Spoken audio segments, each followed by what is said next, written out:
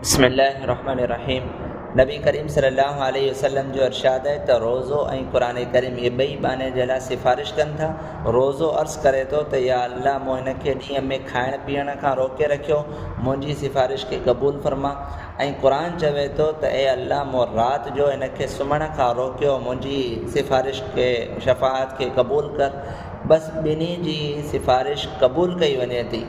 मसइलो, रोज़े जी हालत में नक में दवा विझण सां रोज़ो फासिद थी वञे थो, यानी टुटी पवे थो। अलबत्ता कन में दवा विझणु जाइज़ आहे, इन सां रोज़े जे सही हुअण ते कुझु असरु कोन थो पवे।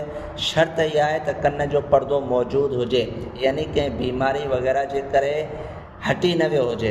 अगरि कन जो पर्दो कंहिं बि वजह जे करे ज़ाइल थी चुको हुजे त इन सूरत में दवा विझण सां रोज़ो फासिद थी पवंदो।